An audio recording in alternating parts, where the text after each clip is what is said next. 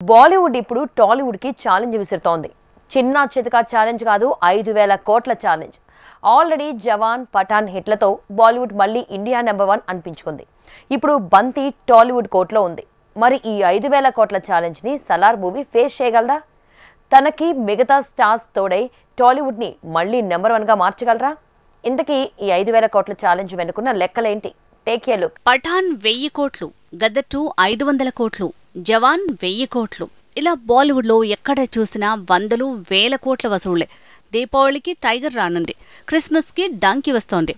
So అవి కూడా జవాన్ range లో ఆడితే ఈ ఏడాది పేరు మీద 5,000 కోట్లతో బాలీవుడ్ దుమ్ము దులిపినట్టే.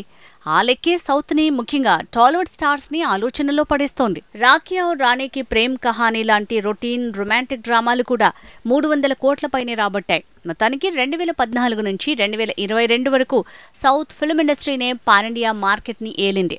అందులో ఎక్కువ శాతం తెలుగు సినిమానే భారీగా వెలిగింది.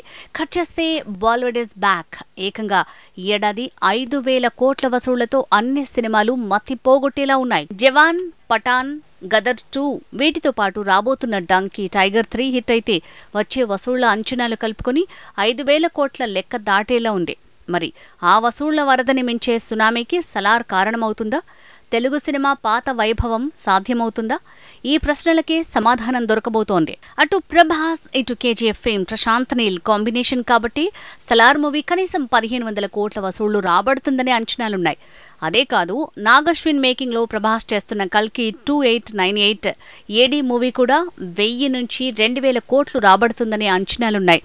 అలా లెక్కేస్తే ప్రభాసే సోలోగా 3,000 నుంచి 3,500 కోట్ల వసూళ్లను రాబట్టే స్టార్ గా రికార్డు క్రియేట్ చేసేలా ఉన్నాడు. ఇక icon star Allu Arjun movie ఆగస్టులో రానుంది. మొదటి భాగం 400 కోట్లు రాబట్టడం వల్లే సీక్వెల్ ఈజీగా 1000 కోట్లు రాబడుతుందంటున్నారు. అలా చూస్తే ప్రభాస్, బన్నీ సినిమాలే 5,000 కోట్ల బాలీవుడ్ రికార్డుని బ్రేక్ చేసే ఛాన్స్ ఉంది. మెగా పవర్ స్టార్ తో శంకర్ తెస్తున్న గేమ్ చేంజర్ కూడా ఏమాత్రం బాగున్నా పాన్ ఇండియా షేక్ అవ్వాల్సిందే. RRR తర్వాత చరణ్, తారక్ ఇద్దరికి గ్లోబల్ స్టార్స్ గా గుర్తింపు దక్కింది. కాబట్టి గేమ్ చేంజర్ కి కూడా 1000 కోట్ల సీన్ ఉందంటున్నారు. కొరటాల శివ మేకింగ్ లో ఎన్టీఆర్ చేస్తున్న దేవర మూవీ కూడా పాన్ ఇండియా లెవెల్లో దుమ్ము దులిపే ఛాన్స్ ఉంది. అది కూడా 1000 కోట్ల సినిమాగా మారితే 2023 ఎండ్ నుంచి 2024 ఎండ్ లోగా తెలుగు సినిమా కనీసం 5,000 కోట్ల నుంచి 7,000 కోట్లు రాబట్టే ఛాన్స్ ఉంది. పాత వైభవం తిరిగొచ్చే అవకాశం కనిపిస్తోంది.